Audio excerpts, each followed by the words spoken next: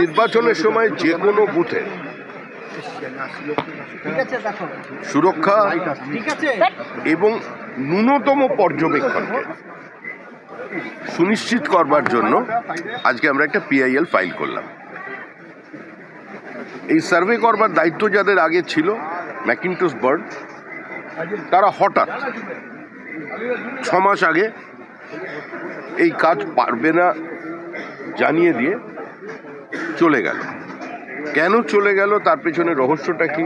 দেখি তাদের অতীত কিছু কাজের হিসাব, না তারা কোনো পরিস্থিতির বাধ্যবাধকতায় কিছু করতে বাধ্য হচ্ছিলেন যেটা বর্তমানে করতে পারবেন না, এটা তাদের পক্ষে হয়তো একটু বিপজ্জনক হয়ে যাবে, সে কারণে ছেলে গিয়েছিলেন কিনা এটা দেখা দরকার। দ্বিতীয় জিনিস হচ্ছে নির্বাচনের আগে আমাদের প্রত্যেকটা বুথের নিরাপত্তাকে, বুথ পর্যবেক্ষণকে সম্পূর্ণভাবে নিশ্চিত করতে হবে।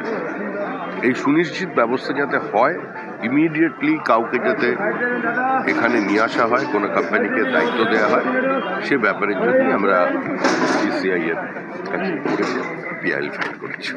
পশ্চিমবঙ্গের কোনো ভোটই তো নিরামিষ হয় না, আর পশ্চিমবঙ্গের বুথে কি হয় সেটা তো সাধারণ মানুষের জানা। কেন্দ্রীয় বাহিনীর নিরাপত্তা থাকার পরেও কিভাবে ইন্টিমিডেশন চলে, কিভাবে ক্যামেরাকে বন্ধ করে দেওয়া হয়, ময়দা লাগিয়ে দেওয়া হয় ক্যামেরার ওপরে, ক্যামেরায় কাগজ লাগিয়ে দেওয়া হয়, ক্যামেরাকে ভেঙে দেওয়া হয়, এগুলো তো আমরা দেখেছি।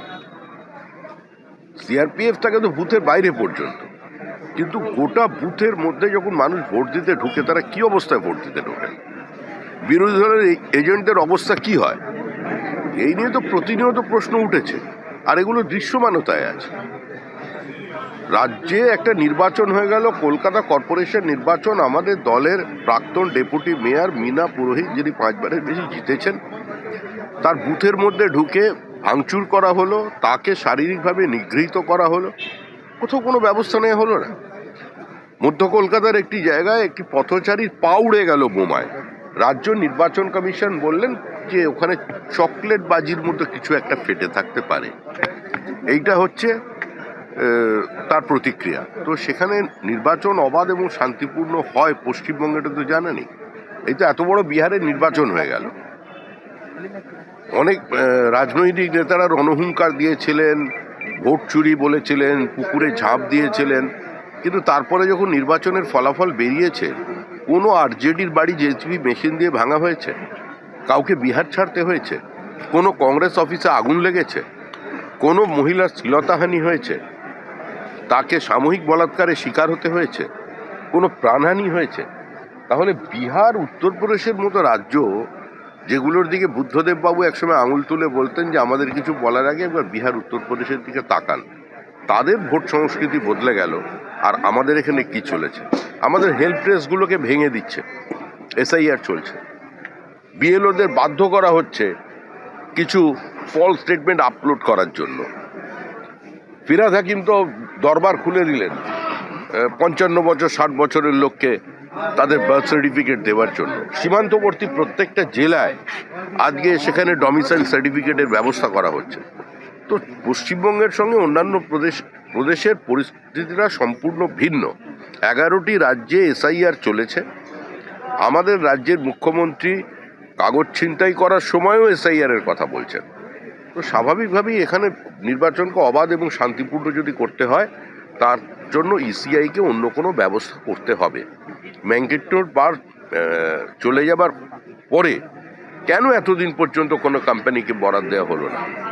যদি এখানের পশ্চিমবঙ্গের রাজ্য সরকারের সহযোগিতায় কোনো সে ধরনের কোম্পানি না পাওয়া যায়, তিনি অন্য কোনো জায়গা থেকে নিয়ে আসুন।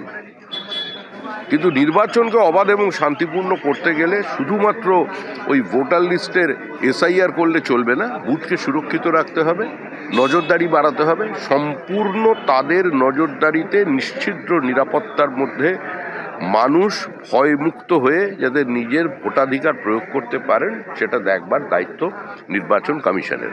আর সেটারই একটা অঙ্গ হিসেবে আমরা আজকে এই পিআইএল ফাইল করেছি। আমরা যেটা বলছি সেটা বুথ কেন্দ্রিক।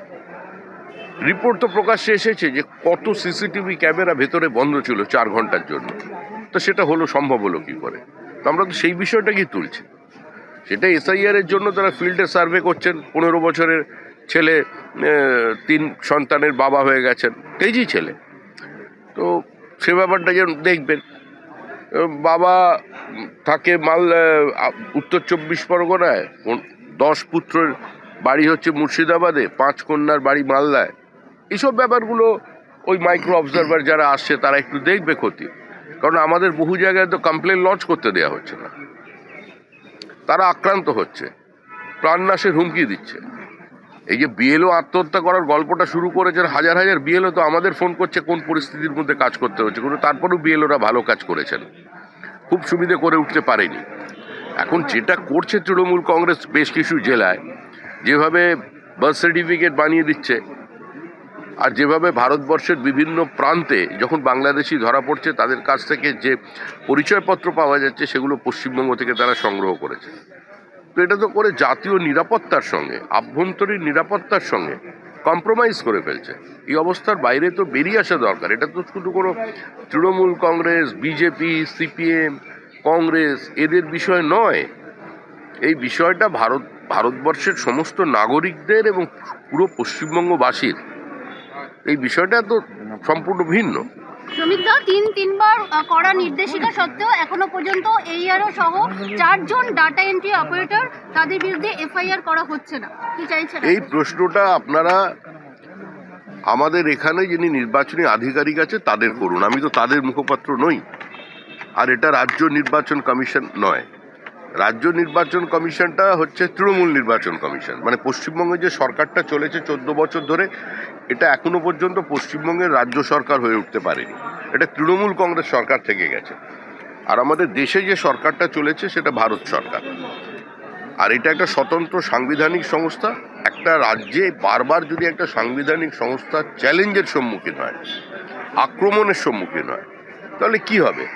ইসিআই এর ওপরে আক্রমণ হচ্ছে, ইডির ওপরে আক্রমণ হচ্ছে, সিবিআই এর ওপরে আক্রমণ হচ্ছে, হাইকোর্টের বিচারপতির ওপরে আক্রমণ হচ্ছে, লোয়ার জুডিশিয়ারি ঘরের মধ্যে ঢুকে মানে তার রায়দানকে প্রভাবিত করে দিচ্ছে, বাধ্য করা হচ্ছে তাকে সেখান থেকে উঠে যেতে। সংবাদ মাধ্যম আক্রান্ত হচ্ছে, ক্যামেরা পার্সনদের ক্যামেরা ভাঙা হচ্ছে, হাত পা ভেঙে দেওয়া হচ্ছে। বিশ্ববিদ্যালয় ক্যাম্পাস, সেখানে রাজ্যপালকে ঢুকতে গেলে বলা হচ্ছে রাজ্য সরকার চায় না। বিধানসভার স্পিকার যিনি ওই আসনে বসে আছেন, একটা রাজ্য পরিচালিত হয় রাজ্যপালের নামে, তিনি বলছেন রাজ্যপালকে আসতে গেলে আমার আগে অনুমতি নিতে হবে। তো স্বাভাবিকভাবেই এগুলো তো কোনো সুস্থ স্বাভাবিক লক্ষণ নয়। এখানে গণতান্ত্রিক ব্যবস্থা ভেঙে পড়েছে, শুধু তাই নয়, এখানে সাংবিধানিক সংকটও নেই। যা ঘটনা মুখ্যমন্ত্রী ঘটিয়েছেন সেটা আমাদের সাংবিধানিক পরিকাঠামোটাকেই ভেঙে দিয়েছে। আমাদের ভিডিও ভালো লাগলে লাইক এবং শেয়ার করুন। কমেন্ট সেকশনে গিয়ে জানান আপনাদের মতামত। আরও ভিডিও পেতে আমাদের চ্যানেল সাবস্ক্রাইব করুন এবং প্রতি মুহূর্তে খবরের আপডেট পেতে প্রেস করুন বেল আইকন।